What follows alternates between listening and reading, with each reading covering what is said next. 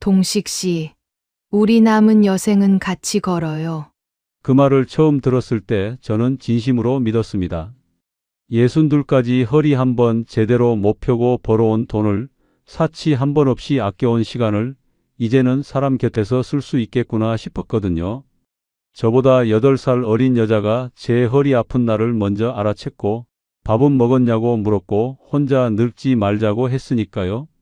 그러니 믿었습니다. 믿고 싶었던 게 아니라 정말로 믿었어요. 그런데 재혼하고 얼마 지나지 않아 이상한 일들이 하나씩 겹치기 시작했습니다. 밤마다 울리는 전화, 자꾸만 생기는 급한 사정, 낯선 이름이 우리 집안으로 너무 자연스럽게 들어오기 시작한 것도요. 저는 그때마다 가족이니까 살다 보면 그럴 수 있지 하고 넘겼습니다. 그런데 지금 돌아보면 이런 생각이 납니다. 여생을 함께 걷자던 그 말은 대체 언제부터 제 전 재산을 향한 말이었을까요? 시작 전 구독과 좋아요로 함께해 주시고 어느 지역에서 듣고 계신지 댓글로 한 번씩만 남겨주세요. 그곳에 행복이 닿길 바라겠습니다. 혼자 밥을 먹는 데는 익숙했습니다. 퇴근하고 불 꺼진 집에 들어가 냉장고 문 열고 어제 담가둔 김치 꺼내고 찬밥 한 공기 데워 식탁에 놓는 게 습관이 된 지 오래였어요. 뭔가 부족하다고 느껴본 적도 별로 없었습니다. 배는 채워지고 다음 날 일어나면 또 하루가 왔으니까요. 그렇게 사는 게 그냥 제 방식이었습니다. 그러니까 제가 외로웠던 건지 아니면 그냥 사람 온기에 너무 오래 익숙하지 않았던 건지는 솔직히 지금도 잘 모르겠어요. 다만 분명한 건 하나입니다. 그날 그 여자가 제 허리를 먼저 알아챘을 때 뭔가가 움직였다는 거예요. 오래된 기계 부품처럼 굳어 있던 데서 무언가가 삐걱하고 돌아가기 시작한 느낌이랄까요? 저는 62까지 조선소 하청과 설비 보수 일을 했습니다. 몸으로 때우는 일이었어요.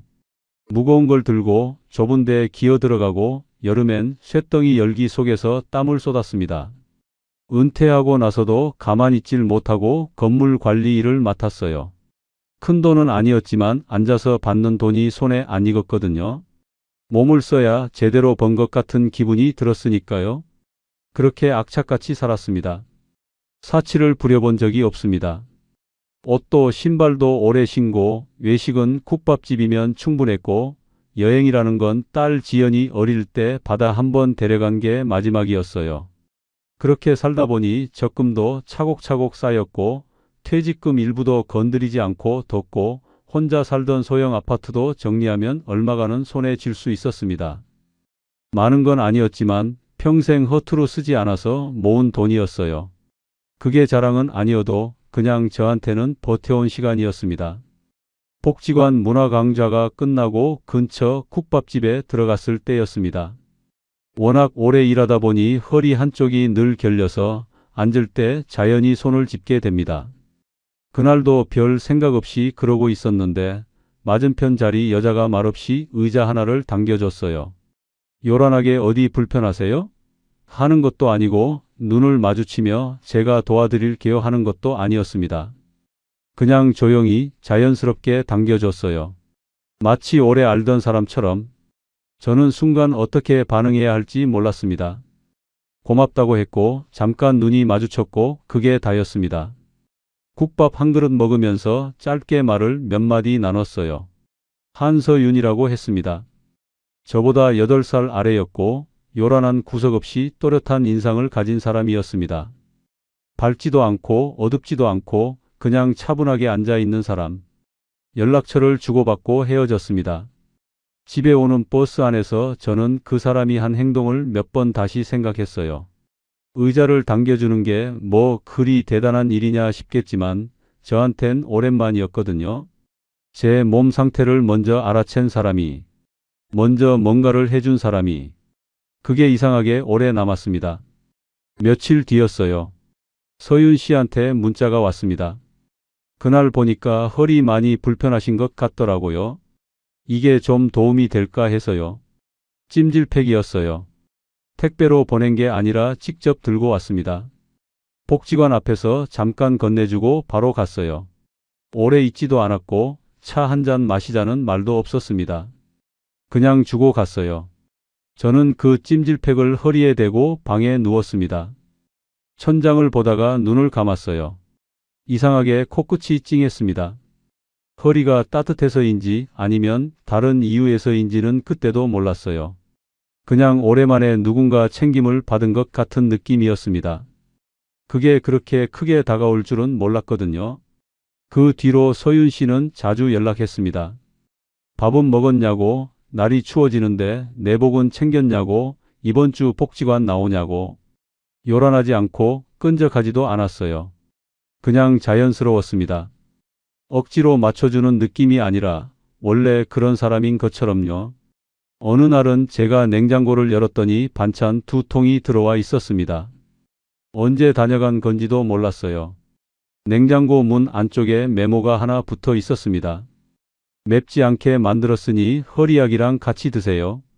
글씨가 작고 반듯했어요. 저는 그 메모를 꽤 오래 들고 있었습니다. 그냥 내버려 두기가 좀 그랬어요. 서윤 씨가 처음으로 저녁을 같이 먹으러 온 날이 있었습니다. 국을 직접 끓여서 냄비째 들고 왔어요. 된장국이었는데 냄새가 나는 순간부터 저는 이상하게 긴장이 풀렸습니다. 오래된 집 냄새 위로 국 냄새가 덮이는 게 왜 그렇게 낯설면서 익숙하던지요. 식탁에 수저를 꺼내다가 무심코 2벌을 집었습니다. 그러고 나서 잠깐 그 자리에 서 있었어요. 혼자 살면서 2벌을 꺼낸 게 언제였나 싶었거든요. 오래 생각하다가 결국 1벌 다시 집어넣지 않고 그냥 뒀습니다. 그게 왜인지는 저도 몰랐어요. 서윤 씨는 그날 저녁에 이런 말을 했습니다. 이 나이에 서로 인생을 바꾸겠다는 게 아니잖아요.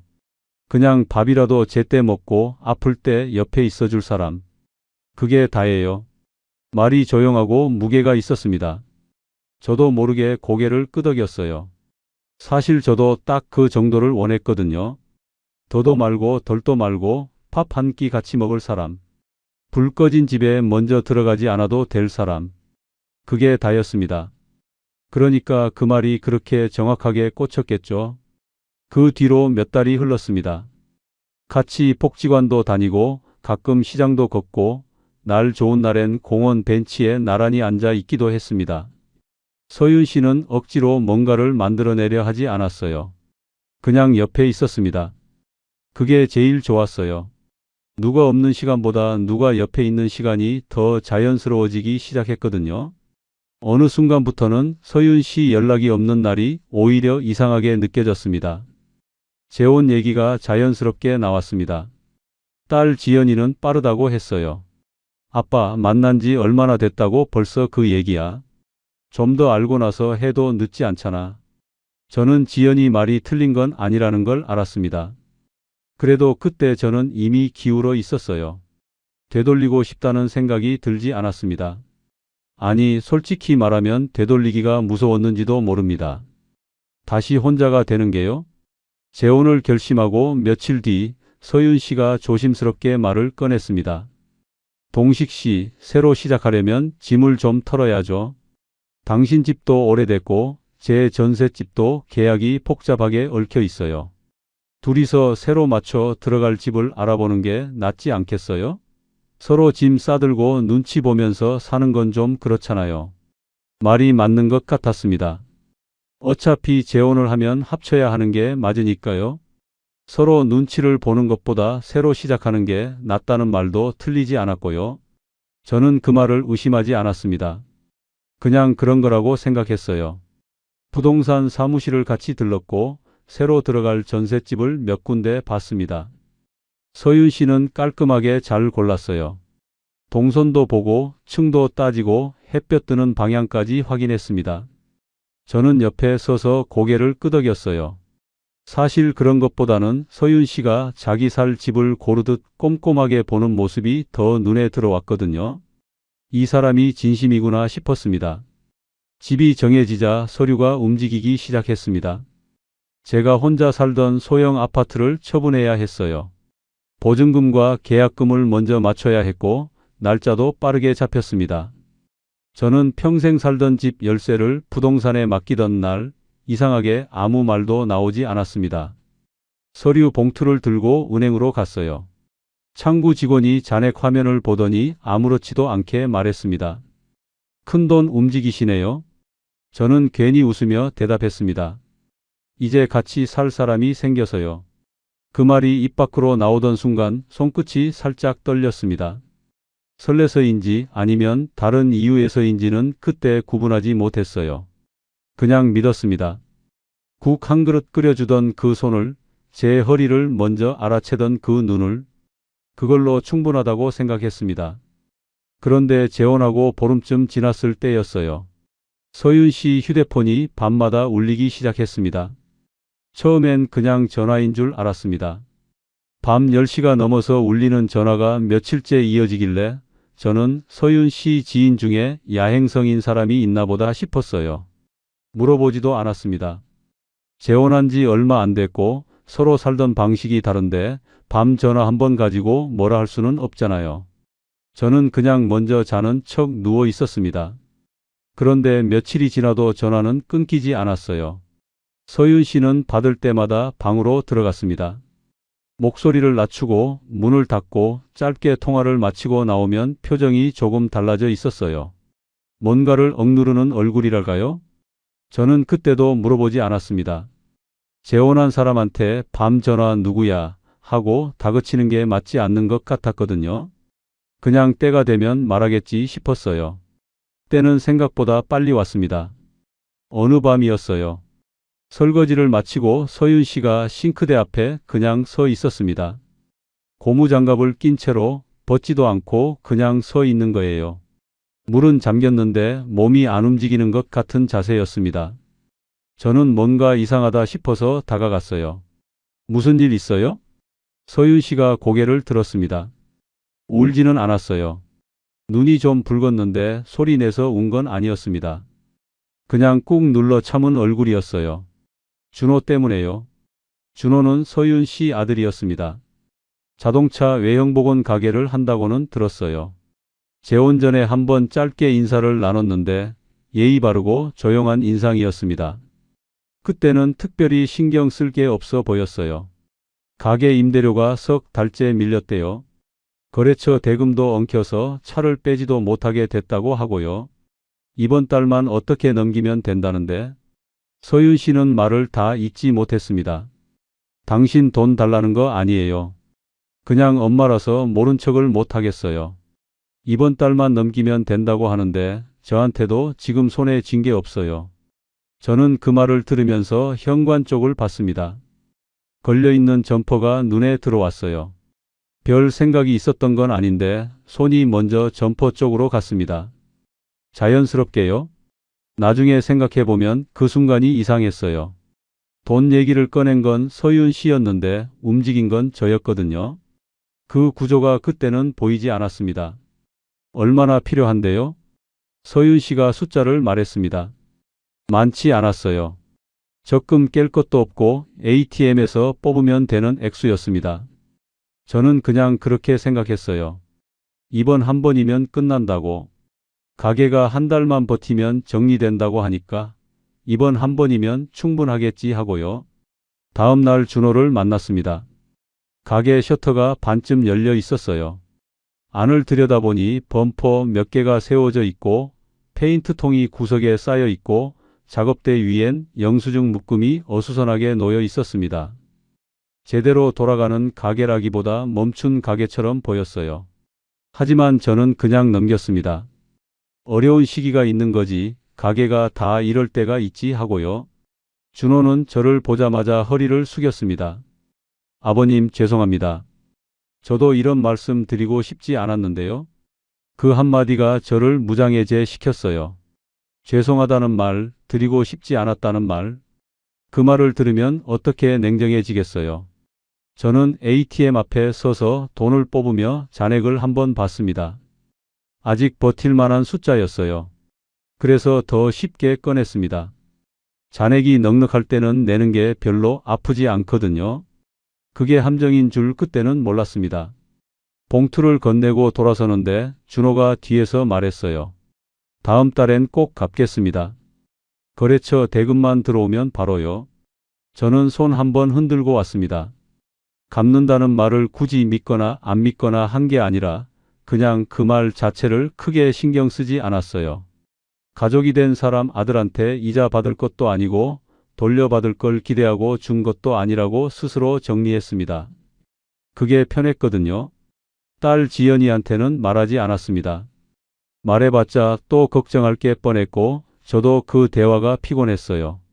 아버지 재혼이 빠르다고 이미 한 번 말한 애였으니까요. 이번에도 또 그 얘기 나올까봐 그냥 혼자 정리했습니다. 이 정도는 내가 알아서 할 수 있다고 생각했거든요. 그런데 그 다음 주였습니다. 서윤 씨가 저녁 먹다 말고 조심스럽게 운을 뗐어요. 준호 가게 건물주가 이번 달 말까지 밀린 임대료를 다 내지 않으면 명도 절차를 밟겠다고 했다는 겁니다. 이번 달에 넣어준 돈은 거래처 대금 막는데 먼저 쓰게 됐다고 했어요. 그래서 임대료는 아직 해결이 안 됐다고요. 숟가락을 내려놓았습니다. 그럼 아까 준 건요? 그게 먼저 급한 데가 있어서요. 동식 씨, 이번 한 번만 더요. 진짜 이번이 마지막이에요. 이번 한 번. 지난번에도 그 말을 들었습니다. 그런데 이번에도 똑같은 말이 나왔어요. 저는 그걸 이상하게 여기면서도 또 그냥 넘겼습니다. 집에서 밥 먹다 돈 얘기를 길게 끌고 싶지 않기도 했고 서윤 씨 표정이 또 그 싱크대 앞 얼굴이었거든요. 소리 없이 참는 얼굴. 저는 그 얼굴에 약했어요. 두 번째 봉투가 나갔습니다. 그날 밤에 지연이한테서 문자가 왔어요. 아빠 요즘 잘 지내? 얼굴 한번 봐도 돼? 저는 잠깐 화면을 보다가 바쁜 거 끝나면 보자고 답했습니다. 바쁜 거라고 할 만한 게 딱히 있지도 않았는데요. 그냥 그렇게 썼어요. 그러고 며칠이 지났습니다. 서윤 씨가 이번엔 낮에 전화를 했어요. 목소리가 평소보다 조용했습니다. 준호가 거래처 사장한테 직접 찾아가서 협의를 했는데 밀린 대금 일부를 이번 주 안에 넣어야 한다고 했어요. 안 그러면 거래처 사장이 법적으로 가겠다고 했다는 겁니다. 저는 전화를 받으면서 창밖을 봤습니다. 이번이 세 번째였어요. 재혼한 지 한 달이 채 안 됐는데 이번 한 번만이라는 말이 세 번 나온 겁니다. 그 숫자가 머릿속에서 잠깐 맴돌았습니다. 그런데도 저는 또 이렇게 생각했어요. 가게가 완전히 정리되면 끝나겠지. 지금 고비를 못 넘기면 더 크게 터지니까 지금 막는 게 낫겠지. 그날 오후 은행에 갔습니다. 세 번째 돈이 빠져나갔습니다. 그날 저녁에 지연이한테서 또 문자가 왔어요. 아빠, 나 그냥 궁금해서. 혹시 돈 쪽으로 뭔가 움직이는 거 있어? 저는 화면을 오래 봤습니다. 어떻게 알았나 싶었거든요. 말한 적도 없는데. 무슨 소리야? 별거 없어. 짧게 답하고 전화기를 뒤집어 놨습니다. 그런데 지연이는 다음 날 직접 왔어요. 제가 사는 전셋집 앞에 차를 세우고 잠깐 이야기 좀 하자고 했습니다. 저는 서윤 씨한테 잠깐 나갔다 오겠다고 하고 차에 탔어요. 지연이는 핸들을 잡은 채로 앞을 보며 말했습니다. 저를 보지 않았어요. 아빠, 사람 좋은 거랑 돈 섞이는 건 다른 문제야. 저는 그 말을 듣고 잠깐 뜸을 들였습니다. 차 안이 조용했어요. 바깥에서 바람이 지나가는 소리만 났습니다. 가족이 됐는데 그럼 모른 척하냐. 지연이가 핸들을 살짝 쥐며 말했어요. 가족이면 더 조심해야지. 아빠, 그 사람이 좋은 사람인 건 알아. 근데 아들 문제까지 아빠가 막아주는 건 다른 얘기잖아. 저는 대답하지 않았습니다. 할 말이 없어서가 아니라 대답하기가 싫었어요. 맞는 말인데 인정하면 뭔가 무너질 것 같은 기분이 들었거든요. 이 재혼이, 이 선택이, 이 기대가 흔들리는 것 같아서요. 됐다. 그냥 가라. 지연이 눈이 잠깐 흔들렸습니다. 저는 차 문을 열고 내렸어요. 뒤돌아보지 않았습니다. 지연이 차가 떠나는 소리가 들렸고 저는 잠시 거기 서 있었어요. 바람이 좀 쌀쌀했습니다. 손을 주머니에 넣었는데 아까 은행에서 받아온 출금 영수증이 구겨져 있었어요. 꺼내지 않고 그냥 다시 밀어 넣었습니다. 집으로 들어갔습니다. 서윤 씨는 소파에 앉아 텔레비전을 보고 있었어요. 어디 갔다 왔어요? 저는 그냥 바람 좀 쐬고요 하고 방으로 들어갔습니다. 누웠는데 잠이 오지 않았어요. 이번 한 번이 세 번이 됐고 3번 동안 지연이와 처음으로 금이 갔습니다. 그게 머릿속에서 같이 돌았어요. 잠이 들려고 눈을 감으면 지연이 차가 떠나던 소리가 들렸습니다. 그런데 그게 끝이 아니었어요. 며칠 뒤 서윤 씨가 입을 열었습니다. 이번엔 전셋집 쪽에서 문제가 생겼다고 했습니다. 전셋집 얘기가 나온 건 준호 가게 문제가 아직 채 가라앉지도 않은 때였습니다. 저는 그때 이미 3번 돈을 꺼낸 상태였어요. 많다면 많고 적다면 적은 액수였지만 한 번 꺼낼 때마다 뭔가 조금씩 달라지는 느낌이 있었습니다. 처음엔 그냥 이번 한 번이라고 생각했는데 3번이 되고 나니까 이번 한 번이라는 말이 조금 다르게 들리기 시작했거든요. 그래도 저는 그냥 넘겼어요. 가게 문제가 마무리되면 끝나겠지 하고요. 그런데 서윤 씨가 꺼낸 건 가게 얘기가 아니었습니다. 동식 씨, 제 전셋집 쪽에서 연락이 왔어요. 저녁을 먹고 나서였어요. 서윤 씨가 식탁을 닦으면서 말을 꺼냈습니다. 행주질을 하면서 저를 보지 않고 말하는 방식이었어요. 뭔가 꺼내기 불편한 말을 할 때 사람들이 그러잖아요. 눈을 피하면서 손을 바쁘게 움직이는 거요. 보증금 일부를 먼저 맞춰야 한다고 했습니다. 집주인 쪽에서 사정이 생겨서 계약 조건이 바뀌었고 짐을 빼는 날짜도 당겨졌다고요. 원래 계획보다 빠르게 움직여야 한다고 했습니다. 저는 그 말을 들으면서 식탁 모서리를 봤어요. 그게 얼마나 돼요? 서윤 씨가 숫자를 말했습니다. 이번엔 가게 때와 달리 작은 액수가 아니었어요. 적금을 건드려야 하는 수준이었습니다. 저는 잠깐 말이 없었어요. 서윤 씨가 행주를 내려놓으며 말했습니다. 내가 재혼만 안 했어도 이런 일에 당신 손 안 벌렸을 텐데. 말을 흘렸어요. 끝까지 잊지 않고 그냥 흘렸습니다. 저는 그 말 끝에 오히려 책임감이 올라왔어요. 이상하죠? 돈을 달라는 말도 아닌데 재혼해서 미안하다는 말을 들으니 오히려 제가 뭔가 해야 할 것 같은 기분이 든 겁니다. 지금 생각하면 그게 참 교묘한 구석이 있었는데 그때 저는 그걸 몰랐어요. 어차피 우리 둘이 같이 살 집 구하려면 정리해야 하는 거 아니에요. 당신 전셋집도 빼고 내 집도 정리하고 새로 맞춰서 들어가면 되잖아요. 제가 먼저 그 말을 꺼냈습니다. 지금 다시 생각하면 왜 그 말을 제가 먼저 했는지 모르겠어요. 서윤 씨가 유도한 건지 제가 스스로 그 결론으로 달려간 건지 어느 쪽이든 결과는 같았어요. 다음 날 부동산 사무실 탁자 앞에 앉게 됐으니까요. 부동산 사무실은 동네 작은 가게였습니다. 창가에 매물 사진 몇 장이 붙어 있었고 안쪽 탁자엔 계약서, 양식이 놓여 있었어요. 사장이 자판기 커피를 2잔 내왔고 서윤 씨는 조용히 계약서를 살펴봤습니다. 저는 옆에 앉아서 서류 가장자리만 보고 있었어요. 도장을 찍기 전에 손끝에 땀이 찼습니다. 손바닥이 아니라 손끝이요. 서류 종이를 넘기는데 종이가 축축하게 젖을 정도였어요. 이상한 건 그 손끝 땀이 긴장 때문인지 불안 때문인지 구분이 안 됐다는 겁니다. 그냥 뭔가 크게 움직인다는 신호 같은 것만 느껴졌어요. 도장을 찍고 나왔습니다. 서윤 씨는 밖으로 나오면서 잘 됐다고 했어요. 목소리가 한결 가벼웠습니다. 저는 그게 좋아 보였어요. 저 때문에 짐이 풀렸다는 게 뿌듯했거든요. 지금 생각하면 그 뿌듯함이 참 허망하지만 그때는 진짜로 그랬습니다.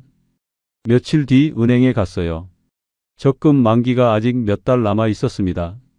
중도 해지하면 이자가 대부분 날아가요. 창구 직원이 만기까지 기다리시는 게 낫지 않겠어요? 라고 했어요. 저는 잠깐 뜸을 들였습니다. 그래도 해지했습니다. 지금 막아야 할 게 있으니까요. 퇴직금 잔액도 일부 정리했습니다. 조선소 퇴직하면서 받아둔 돈 중에 건드리지 않으려고 아껴뒀던 부분이었어요. 몸 아프면 쓰려고, 나중에 어디 갑자기 목돈 쓸 일 있으면 쓰려고 남겨뒀던 거였는데 그걸 묶어서 같이 정리했습니다. 은행 대기실은 항상 비슷한 소리가 납니다. 번호표 뽑는 기계 소리, 번호 부르는 안내 방송, 창구에서 서류 넘기는 소리. 저는 그 소리들 사이에 앉아서 번호표를 들고 기다렸어요. 옆에는 노인 한 분이 통장을 정리하러 오신 것 같았고 반대편엔 젊은 여자가 서류 봉투를 들고 앉아 있었습니다. 아무도 저한테 관심이 없었어요. 그냥 각자의 일로 와서 각자의 번호를 기다리는 곳이었습니다. 번호가 불렸고 창구 앞에 앉았습니다. 통장 정리 내역이 프린트로 나왔어요. 저는 그걸 받아들고 창구를 나왔습니다. 봉투 안에 접어 넣었어요. 버스 정류장 벤치에 앉았습니다. 버스를 기다리면서 봉투를 꺼냈어요. 접힌 종이를 펼쳤다 접었다 했습니다. 숫자들이 줄 지어 찍혀 있었는데 그 숫자들이 전부 마이너스 방향으로 정리되어 있었어요. 쌓아온 시간들이 빠져나간 방향으로만 줄 서 있는 느낌이었습니다. 바람이 불었어요. 종이가 날릴 것 같아서 양손으로 잡았습니다. 버스가 와도 한동안 못 일어났어요. 한 대 그냥 보냈습니다. 다음 버스를 기다리면서 그 종이를 다시 접어 봉투에 넣었어요. 봉투를 꽉 쥐었습니다. 그게 돈이 아니라는 걸 그때 처음으로 느꼈습니다. 조선소에서 여름마다 쇳덩이 열기 속에 서 있던 시간들, 건물 관리 일 나가면서 새벽에 혼자 도시락 싸던 아침들, 사치 한 번 안 부리고 모아온 세월들. 그게 얇은 종이 몇 장으로 정리되어 있었습니다. 손에 쥔 봉투가 이상하게 가벼웠어요. 집에 돌아오는 길에 지연이한테서 전화가 왔습니다. 받을까 말까 잠깐 보다가 받았어요. 아빠, 나 지금 근처야. 잠깐 볼 수 있어? 저는 버스 안이었습니다. 오늘은 좀 피곤하다고 했어요. 지연이가 잠깐 말이 없었습니다. 그러고 나서 조용히 물었어요. 아빠, 요즘 돈 많이 움직이는 거 아니야? 저는 창밖을 봤습니다. 버스가 정류장을 지나치는 중이었어요.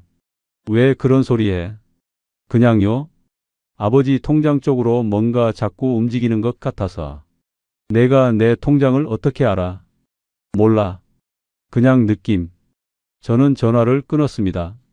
세게 끄는 건 아닌데 더 이야기하기가 싫었어요. 지연이 느낌이 맞았거든요. 맞는 말을 들으면 더 불편한 법이잖아요. 며칠 뒤 지연이가 직접 왔습니다. 이번엔 집 앞이 아니라 제가 자주 가는 국밥집 근처에서 기다리고 있었어요. 미리 연락도 없이요. 그냥 거기 있었습니다. 저는 보자마자 뭔가 작정하고 온 얼굴이라는 걸 알았어요. 지연이는 어릴 때부터 화가 나면 눈빛이 달라지는 애였거든요. 국밥집 안으로 들어가지도 않고 그냥 가게 앞 의자에 나란히 앉았습니다. 지연이가 먼저 말했어요. 아빠, 그 사람 아들 문제 왜 아빠가 계속 막아줘? 재혼했으면 부부지 아빠가 왜 그 집 해결사야? 저는 손을 무릎 위에 올려놓고 잠깐 있었어요. 살다 보면 그럴 수 있는 거야. 어려울 때 서로 도와주는 게 가족이잖아. 그게 처음 한 번이면 그렇지. 근데 계속이면 달라. 아빠 적금도 깼다는 거 알아? 저는 숨이 잠깐 막혔습니다. 지연이가 어떻게 알았는지는 몰랐어요. 말한 적이 없는데. 근데 알고 있었습니다. 내가 뭘 안다고 함부로 말하냐. 사람 사정은 살아봐야 아는 거야. 지연이가 입술을 닫았습니다. 반박하려다 참는 게 보였어요. 저는 그냥 일어섰습니다. 나 바쁘다. 아빠. 됐어. 걸어오는데 뒤에서 지연이가 말했습니다. 아빠가 그 사람 밀어내는 게 아니라 나를 밀어내고 있어. 저는 멈추지 않았습니다. 그냥 걸었어요. 근데 그 말이 등에 딱 붙어서 떨어지지 않았습니다. 집에 돌아와서 밥을 먹었는데 무슨 맛인지 몰랐어요. 서윤 씨가 무슨 일 있어요? 하고 물었고 저는 아무것도 아니에요 하고 답했습니다. 그날 밤 휴대폰을 봤습니다. 대화창 목록을 위에서 아래로 스크롤했어요. 서윤 씨 이름이 맨 위였고 그 아래 준호 이름이 있었습니다. 지연이는 한참 아래에 있었어요. 대화창 갱신이 오래된 순서였으니까요. 제가 얼마나 오래 연락을 안 했는지가 그 순서로 보였습니다. 지연이 이름을 눌렀다 다시 닫았습니다. 뭐라고 쓸지 몰랐어요. 미안하다고 쓰기엔 자존심이 걸렸고 아무 말도 안 하기엔 마음이 걸렸거든요. 결국 아무것도 보내지 않았습니다. 전화기를 뒤집어 놓고 누웠어요. 천장을 보면서 이런 생각을 했습니다. 이 정도쯤 막아주면 이제 가게 문제도 끝나겠지. 전셋집도 정리됐고 임대료도 막았고 거래처 문제도 어느 정도 됐다고 했으니까 이제 진짜 마무리가 되는 거겠지 하고요. 그런데 그때 어딘가에서 걸리는 게 있었습니다. 이번 한 번이 3번이 됐을 때도 이렇게 생각했거든요. 이번이 마지막이겠지 하고. 그런데 지금 또 이렇게 생각하고 있는 겁니다. 눈을 감았습니다. 잠이 들기 전 준호가 마지막으로 한 말이 떠올랐어요. 다음 달엔 꼭 갚겠습니다. 그 말이 얼마나 지났는지를 그제야 세어봤습니다. 다음 달은 이미 지나 있었어요. 갚은 돈은 없었습니다. 그런데도 저는 그냥 잠들었어요. 그게 더 이상했습니다. 그 사실을 알면서도 그냥 눈을 감을 수 있었다는 게요. 뭔가를 알면서도 외면하는 게 습관이 되어가고 있다는 걸 그때는 몰랐습니다. 그러던 어느 날이었어요. 준호가 현관 비밀번호를 누르고 들어왔습니다. 초인종도 없이요. 언제 번호를 알려줬는지 저는 기억이 나지 않았습니다. 준호가 초인종 없이 들어온 건 그날이 처음이었습니다. 현관 비밀번호 누르는 소리가 들리고 문이 열리고 준호가 신발을 벗으며 어머니, 저예요 하고 들어왔어요. 저는 거실 소파에 앉아 있다가 그 장면을 그냥 봤습니다. 뭔가 말하려다가 그냥 뒀어요. 서윤 씨가 왔어? 하고 주방에서 나오는 게 너무 자연스러웠거든요. 마치 원래 그런 집이었던 것처럼요. 저는 그날 아무 말도 하지 않았습니다. 비밀번호를 언제 알려줬는지 기억이 나지 않았어요. 제가 알려준 건지 서윤 씨가 알려준 건지도 몰랐습니다. 따져 물을 수도 있었는데 그러면 옹졸한 사람처럼 보일 것 같았어요. 재혼한 아내 아들이 집에 드나드는 걸 가지고 비밀번호 누가 줬냐고 따지는 게 그렇잖아요. 그래서 그냥 넘겼습니다. 그게 시작이었어요. 처음엔 일주일에 한 번이었습니다. 그러다 며칠에 한 번이 됐어요. 나중엔 거의 매일이 됐습니다. 준호가 드나드는 게 이상한 일이 아니라 그냥 일상이 되어버린 거예요. 저도 모르는 사이에요. 어느 날 현관 신발장을 열었습니다. 제 작업화 옆에 준호 운동화가 들어와 있었어요. 크고 흰 운동화였는데 신발장 한 칸을 차지하고 있었습니다. 저는 그걸 보고 잠깐 섰다가 그냥 닫았어요. 신발 하나 가지고 뭔 소리냐 싶었거든요. 그냥 넘겼습니다. 주방 컵장도 달라져 있었어요. 준호 커피잔이 생겼습니다. 머그컵인데 검은 바탕에 영어 글씨가 적힌 거였어요. 누가 사다 놓은 건지 아니면 준호가 들고 온 건지 몰랐습니다. 그냥 어느 날 거기 있었어요. 저는 그 컵 옆에 제 낡은 머그를 놓으면서 아무 말도 안 했습니다. 안방 붙박이장도 조금씩 달라졌어요. 제 양복 한 벌이 없어졌습니다. 없어진 게 아니라 옮겨진 거였는데 안방 붙박이장에서 베란다 옷걸이 쪽으로 옮겨져 있었어요. 서윤 씨가 짐 정리하다 보니 자리가 좀 빡빡해서요 라고 했습니다. 저는 그러라고 했어요. 양복을 자주 입는 것도 아니고 베란다 옷걸이도 나쁘지 않으니까요. 그게 그렇게 대수로울 게 없다고 생각했습니다. 근데 이상한 건 그 뒤로 베란다에 나갈 때마다 기분이 좀 이상했어요. 딱히 설명하기 어려운 기분인데 그냥 뭔가 밀려난 느낌이랄까요? 제 물건이 제 자리에 없다는 느낌요. 그런데도 아무 말을 안 했습니다. 식탁 위 대화도 달라졌습니다. 처음엔 저와 서윤 씨 얘기로 시작되는 저녁이 있었어요. 오늘 어땠냐? 뭐 먹고 싶냐? 허리는 좀 어떻냐? 그런 말들이 식탁 위에 있었습니다. 그런데 준호가 자주 오기 시작하면서부터 식탁 위 대화가 바뀌었어요. 준호 가게, 준호 카드, 준호 거래처. 셋이 앉아 있는데 대화가 전부 준호 중심으로 돌았습니다. 저는 그 식탁에서 밥을 먹으면서 제 얘기를 거의 하지 않게 됐어요. 굳이 끼어들 자리가 없었거든요. 그냥 먹고 일어났습니다. 매번요. 마트에 간 건 서윤 씨가 장 좀 봐달라고 해서였습니다. 목록을 받아서 카트를 끌고 다녔어요. 오래 걸리지 않는 일이었습니다. 계산대 앞에 섰고 물건을 올려놓고 카드를 건넸어요.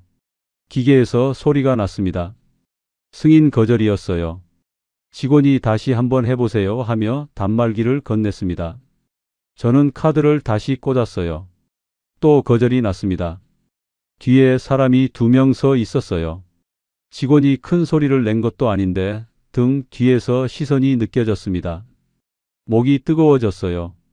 다른 카드를 꺼냈습니다. 그 카드로는 됐어요. 영수증을 받아들고 계산대를 나왔는데 얼굴이 좀 달아올라 있었습니다. 사람들 앞에서 카드가 안 되는 게 그렇게 창피할 일은 아닌데 저한테는 아팠어요. 평생 그런 일 없이 살았거든요. 카드 긁는데 거절 나는 일이요. 약국에 들렀습니다. 허리약을 사러요. 진열대에서 약통을 집어들었는데 가격표를 봤습니다. 2통을 사려고 했는데 1통만 집어들었어요. 괜히 계산이 됐습니다. 지금 이거 2통 사면 저녁에 또 뭔가 나갈 수 있고 다음 주에도 쓸 데가 생길 수 있고 그래서 1통만 샀습니다. 약봉지를 들고 약국을 나오면서 이상한 생각이 들었어요. 제 몸 약을 줄이고 있다는 게요?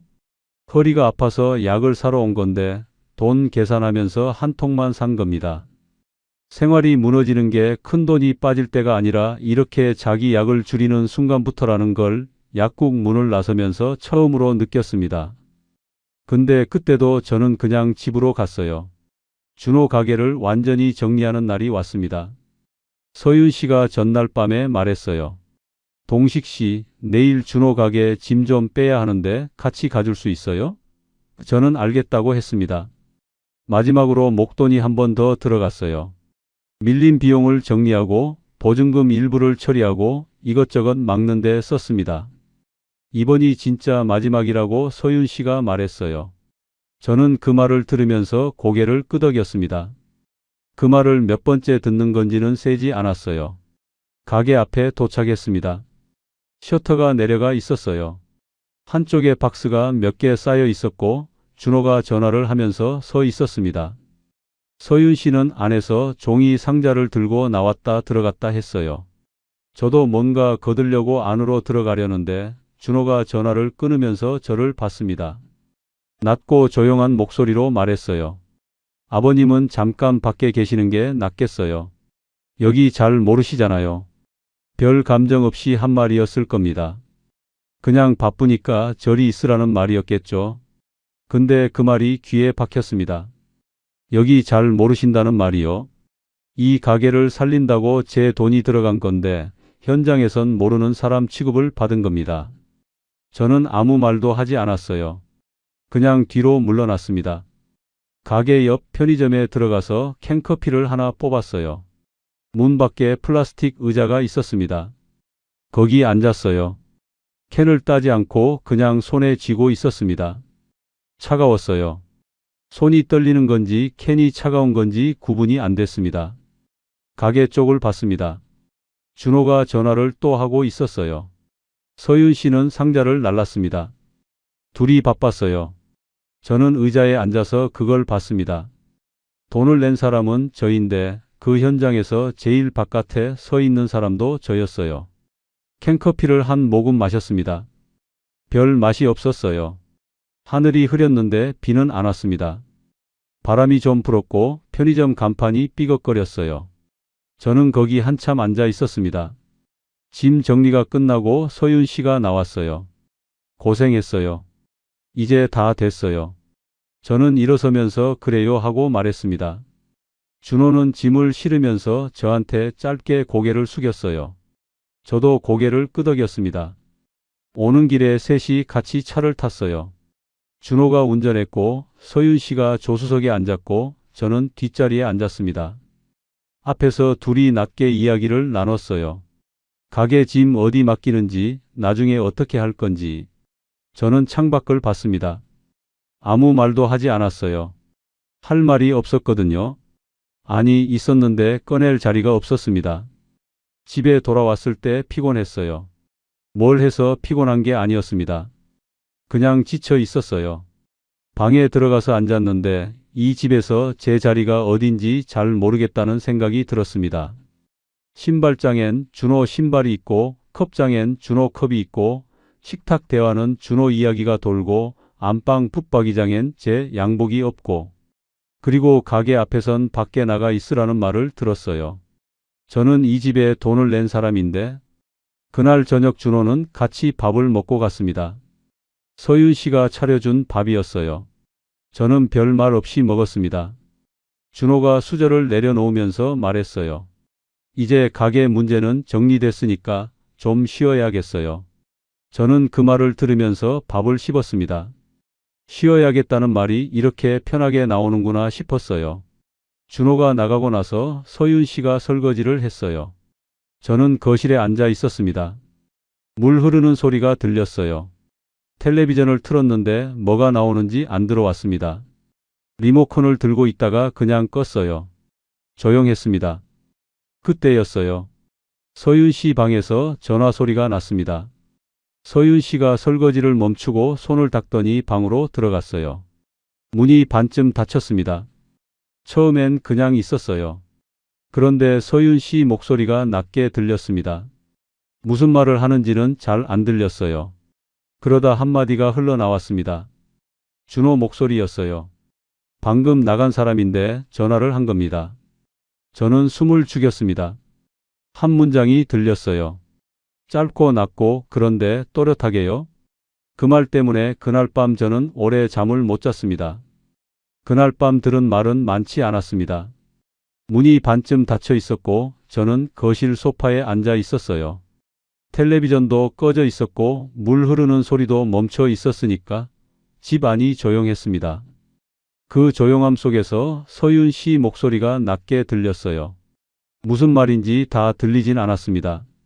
그러다 잠깐 사이가 생기더니 준호 목소리가 겹쳤어요. 스피커로 틀어놓은 것 같았습니다. 이제 진짜 더 나올 데도 없는데 나도 답답해. 서윤 씨 말이었어요. 그리고 준호가 받았습니다. 그럼 정리해야죠. 더 끌면 뭐해요? 딱 거기까지였습니다. 그 뒤로 목소리가 낮아졌는지 아니면 제 귀가 더 이상 들으려 하지 않은 건지 모르겠어요. 저는 그 두 문장만 들었습니다. 소파에 앉은 채로 한동안 움직이지 않았어요. 그 말이 돈 얘기인지 아니면 저를 두고 하는 얘기인지 사실 금방 알았습니다. 몰라서 가만히 있었던 게 아니에요. 알면서도 일어나지 못했습니다. 무릎 위에 올려놓은 손이 조금 떨렸어요. 리모컨이 옆에 있었는데 찝지 않았습니다. 그냥 그 자리에 있었어요. 서윤 씨가 방에서 나왔을 때 저는 아무렇지 않은 척 했습니다. 전화 왔었어요? 하고 물었어요. 서윤 씨가 준호요. 별거 아니에요 하고 주방으로 갔습니다. 물 한 잔 따르는 소리가 났어요. 저는 그쪽을 보지 않았습니다. 그냥 소파에 앉아서 켜진 텔레비전 화면만 봤어요. 그날 밤은 길었습니다. 서윤 씨가 먼저 방으로 들어갔어요. 저는 한참 더 거실에 있었습니다. 불도 안 켜고 텔레비전도 안 켜고 그냥 어두운 거실에 앉아 있었어요. 창밖으로 가로등 불빛이 들어왔고 이따금 차 한 대씩 지나가는 소리가 났습니다. 이제 더 나올 데도 없다는 말. 그 말이 머릿속에서 계속 돌았어요. 처음 들었을 때는 그냥 돈 얘기겠지 했는데 자꾸 되새기다 보니 그게 전부가 아닌 것 같았습니다. 더 나올 데가 없다는 건 저한테서 더 꺼낼 게 없다는 말이었고 그럼 정리해야 한다는 건 저를 정리해야 한다는 말이었어요. 그게 맞는 해석인지 아닌지는 몰랐습니다. 근데 틀린 것 같지도 않았어요. 새벽에 잠이 깼습니다. 자다가 깬 게 아니라 처음부터 잠이 안 든 거였어요. 그냥 누워있다가 새벽이 된 겁니다. 목이 말랐어요. 조용히 일어나서 거실로 나왔습니다. 물을 한 잔 마시고 서랍 쪽으로 갔어요. 서랍을 열었습니다. 통장이 있었어요. 정리 내역도 같이 넣어뒀던 거요. 꺼내서 펼쳤습니다. 새벽이라 불빛이 약했는데 그래도 숫자는 보였어요. 적금은 해지가 되어 있었고 집 정리 자금은 대부분 빠져나간 상태였습니다. 퇴직금 잔액은 처음 모아뒀던 것에 얼마 안 되게 남아 있었어요. 숫자를 보는데 이상하게 실감이 늦게 왔습니다. 그동안 꺼낼 때마다 이번 한 번이라고 했고 그 한 번이 여러 번이 됐는데 막상 다 합쳐놓은 숫자를 보니까 그게 이렇게 컸구나 싶었어요. 한 번씩 꺼낼 땐 별거 아닌 것 같았는데 모아서 보니까 이건 그냥 생활비 몇 번 보태준 게 아니었습니다. 평생 허리 구부려 모아온 시간들이었어요. 통장을 다시 접었습니다. 서랍에 넣으려다 그냥 손에 쥐고 있었어요. 한동안 그러고 섰습니다. 화장실로 갔습니다. 세면대 앞에 서서 거울을 봤어요. 새벽 불빛 아래서 제 얼굴이 낯설었습니다. 며칠 사이에 늙은 것 같았어요. 땀이 꺼졌고 눈밑이 어두웠고 면도를 며칠 안 했는지 수염이 거칠게 올라와 있었습니다. 제 얼굴인데 이상하게 낯선 사람 얼굴 같았어요. 면도 거품을 짜서 얼굴에 발랐습니다. 면도기를 들었는데 손이 멈췄어요. 거울 속 얼굴을 보다가 세면대 가장자리를 두 손으로 잡았습니다. 차가웠어요. 그 차가운 게 손바닥 전체로 올라왔는데 이상하게 그게 좀 났습니다. 정신이 드는 느낌이랄까요? 거울을 보면서 이런 생각이 들었어요. 돈보다 더 크게 느껴지는 게 있었습니다. 이 집 안에서 제 이름이 쓸모를 다했다는 감각이요. 강동식이라는 사람이 여기서 무슨 역할인지를 생각해 봤을 때 돈을 내는 사람. 그게 다였습니다. 밥을 같이 먹어도 대화는 준호 얘기였고 집에 와도 신발장부터 컵장까지 준호 자리가 먼저였고 가게 앞에서도 밖에 나가 있으라는 말을 들었어요. 그리고 어젯밤엔 문틈으로 그 말을 들었고요. 면도 거품을 씻어냈습니다. 면도는 하지 않았어요. 그냥 수건으로 얼굴을 닦고 나왔습니다. 아침이 됐고 서윤 씨가 밥을 차렸어요. 저는 식탁에 앉았습니다. 서윤 씨는 평소처럼 국을 떠다 주고 반찬을 옮기고 자리에 앉았어요. 아무 일도 없는 것처럼요. 저도 숟가락을 들었습니다. 밥을 먹었어요. 무슨 맛인지 몰랐습니다. 밥을 다 먹고 제가 먼저 입을 열었어요. 당신 처음부터 이럴 생각이었어요? 말이 나오기 전까지 제가 이 말을 꺼낼 줄 몰랐습니다. 그냥 나왔어요. 오래 참았던 게 아니라 그냥 흘러나온 말이었어요. 서윤 씨가 국그릇을 내려놓았습니다. 저를 봤어요. 표정이 달라지지 않았습니다. 화를 내거나 당황하거나 하지 않았어요. 그냥 조용히 그런데 차갑게 받았습니다. 당신이 원해서 도와준 거잖아요. 내가 칼 들고 시켰어요? 그 말이 정확하게 꽂혔습니다. 틀린 말이 아니었거든요. 저는 누가 강요해서 한 게 아니었어요. 매번 제가 먼저 점퍼를 집어들었고, 제가 먼저 ATM 앞에 섰고, 제가 먼저 부동산 서류에 도장을 찍었습니다. 그러니까 서윤 씨 말은 사실이었어요. 근데 그게 더 아팠습니다. 사실이니까요? 아니라고 반박할 수가 없었어요. 저는 숟가락을 식탁에 내려놓았습니다. 뭔가를 더 말하려고 했는데 그때 준호 목소리가 들렸어요. 준호가 와 있었습니다. 언제 온 건지 몰랐어요. 현관 소리를 못 들었습니다. 식탁 의자에 앉아서 휴대폰을 보고 있었어요. 우리 대화를 듣고 있었는지 아닌지 모르겠지만 고개를 들지 않고 말했습니다. 감정적으로 그러지 마세요.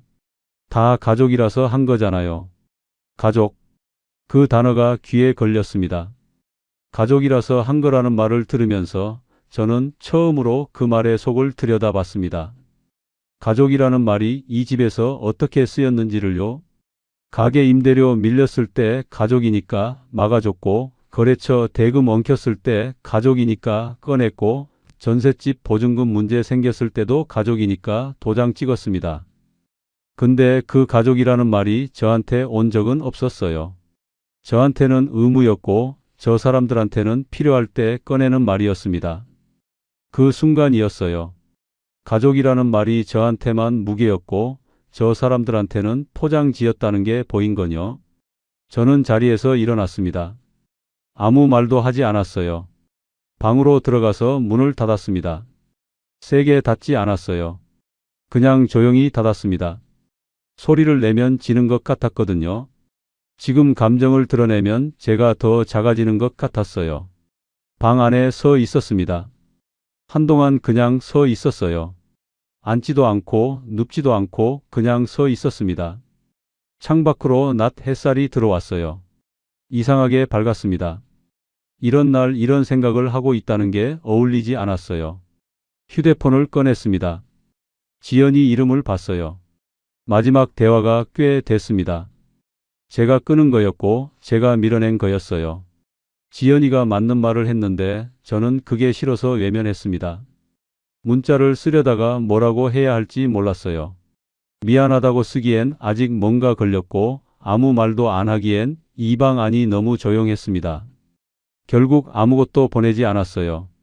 전화기를 침대 위에 놓고 창가에 서 있었습니다.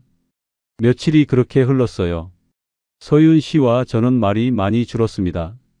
밥은 같이 먹었고 자리는 같이 앉았는데 대화가 없었어요. 준호는 여전히 드나들었고 저는 거기서 점점 더 조용해졌습니다. 뭔가를 기다리는 것 같기도 하고 아니면 그냥 이미 끝난 걸 확인하는 것 같기도 한 날들이었어요. 그러던 어느 날 아침이었습니다. 출근하듯 나가려고 현관에 나왔는데 신발장 옆 바닥에 뭔가 놓여 있었어요. 작은 여행 가방 하나였습니다. 접어놓은 셔츠 몇 벌이 그 옆에 가지런히 놓여 있었어요. 제 것이었습니다. 여행 가방이 거기 있었습니다. 작은 가방이었어요.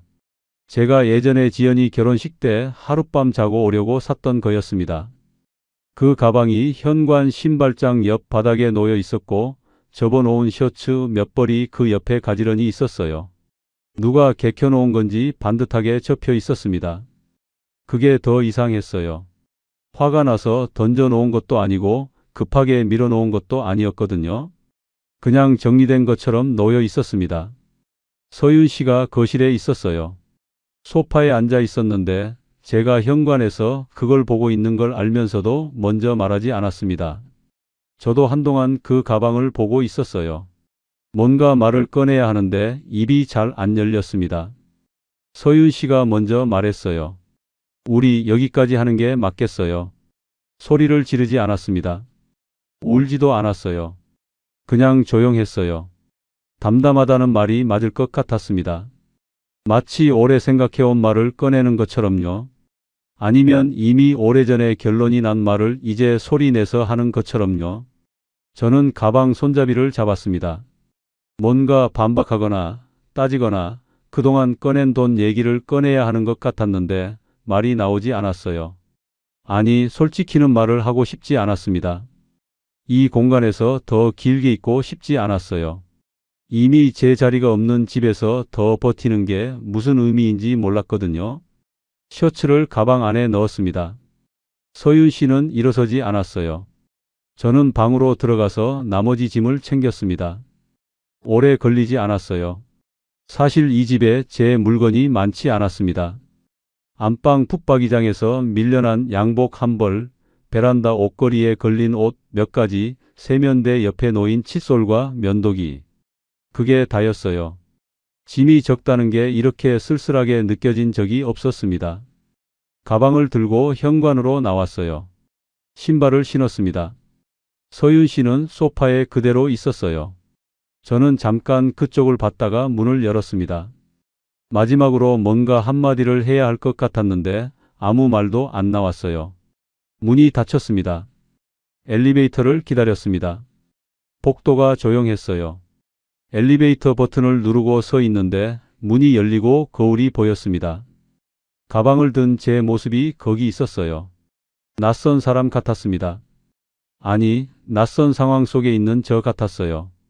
엘리베이터가 내려가는 동안 저는 거울을 보지 않았습니다. 건물 밖으로 나왔어요. 바람이 불었습니다. 날이 좀 흐렸어요.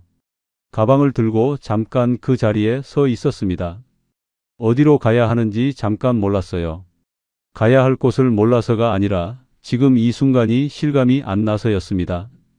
예순들의 가방 하나 들고 건물 밖에 서 있는 이 장면이 제 인생에 있을 거라고 생각을 못 했거든요.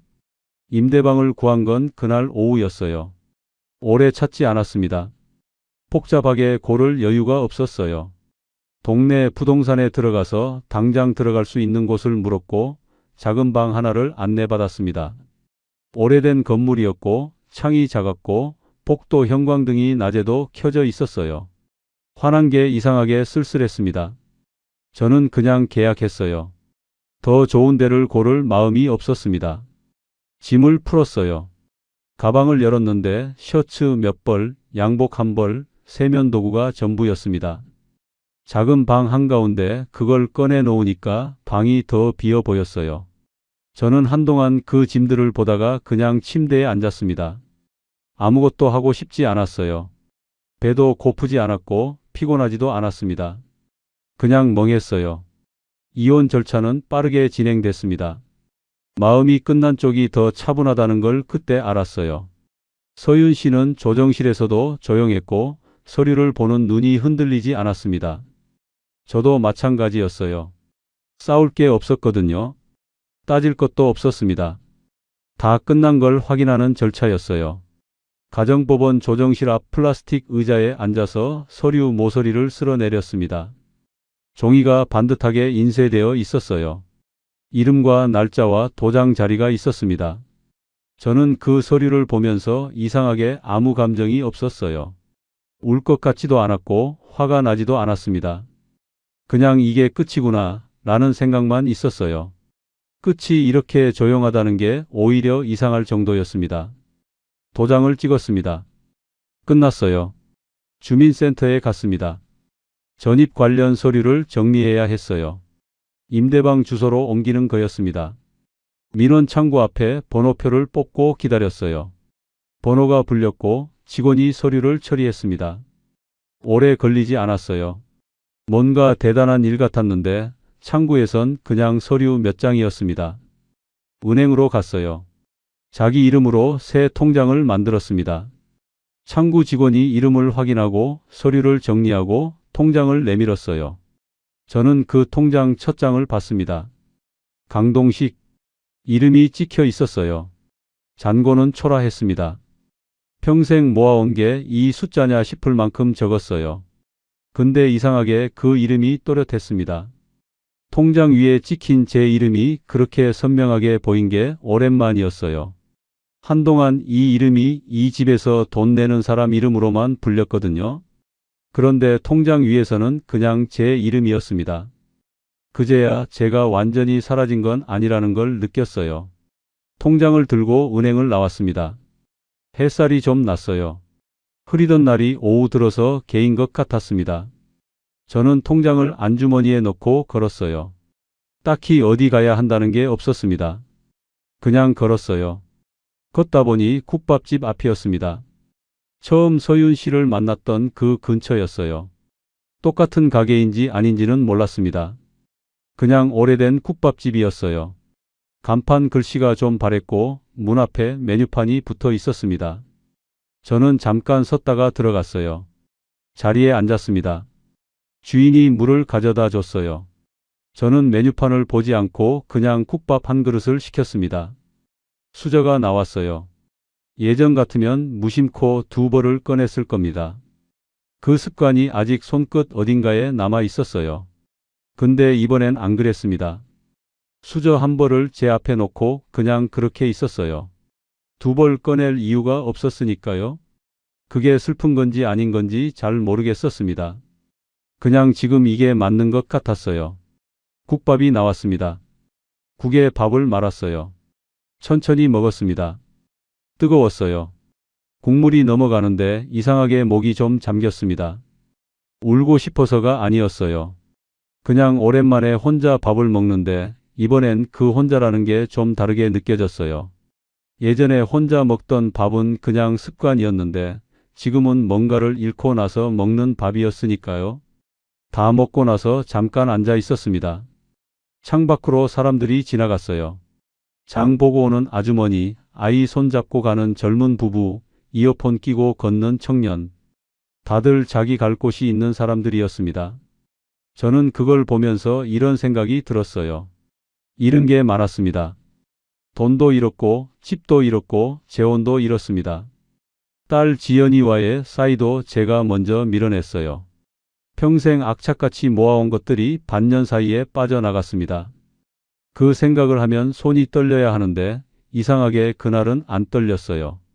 계산을 하고 나왔습니다. 걸으면서 지연이한테 전화를 걸었어요. 신호가 갔습니다. 한 번, 두 번, 세 번째 신호에서 지연이가 받았어요. 아빠. 그 한마디였는데 목소리가 잠깐 흔들렸습니다. 화난 게 아니었어요. 기다렸던 것 같은 목소리였어요. 저는 잠깐 말이 없었습니다. 뭐라고 해야 할지 몰랐어요. 미안하다는 말을 준비하고 전화를 건 게 아니었거든요. 그냥 목소리가 듣고 싶었어요. 나다. 알아, 아빠. 밥은 먹었냐? 잠깐 침묵이 있었습니다. 그러고 지연이가 말했어요. 응. 아빠는? 나도 먹었다. 그게 다였어요. 긴 말이 없었습니다. 미안하다는 말도 그동안 얘기도 다 나중 일이었어요. 지금은 그냥 목소리만으로 충분했습니다. 전화를 끊고 나서 눈이 좀 뜨거워졌어요. 그냥 잠깐이요. 새벽 산책을 시작한 건 그 며칠 뒤부터였습니다. 잠이 일찍 깨다 보니 그냥 나가게 됐어요. 임대방 근처 골목을 걷는 거였습니다. 별게 없는 길이에요. 오래된 건물들, 가게 셔터들, 가끔 고양이 한 마리. 그게 다였습니다. 근데 이상하게 그 길이 싫지 않았어요. 아무도 없는 새벽에 혼자 걷는 게 외롭다기보다 조용하다는 느낌이었습니다. 어느 새벽이었어요. 걷다가 안주머니에 손을 넣었습니다. 새 통장이 있었어요. 꺼내지는 않았습니다. 그냥 손끝으로 만져봤어요. 얇고 단단한 느낌이었습니다. 잔고는 적지만 이름은 제 거였어요. 강동식. 그 이름이 이 새벽 골목에서 살아 있었습니다. 집도 잃었고 돈도 잃었고 결혼도 잃었습니다. 근데 끝내 잃지 않은 게 있었어요. 이 이름이었습니다. 이름을 잃지 않으면 다시 시작할 수 있어요. 그걸 예순들에 알게 됐습니다. 통장을 안주머니에 다시 넣었어요. 걸음을 계속 걸었습니다. 새벽 골목 끝에 가로등 하나가 켜져 있었어요. 불빛이 길 위로 동그랗게 떨어져 있었습니다. 저는 그 불빛 쪽으로 걸어갔어요. 끝난 건 결혼이었고 끝난 건 그 집이었습니다. 제 인생은 아직 거기 있었어요. 끝까지 들어주셔서 감사합니다. 구독과 좋아요는 다음 이야기를 이어갈 힘이 됩니다. 그리고 주인공에게 한 줄 응원을 댓글로 남겨주시면 그 마음까지 함께 전해두겠습니다.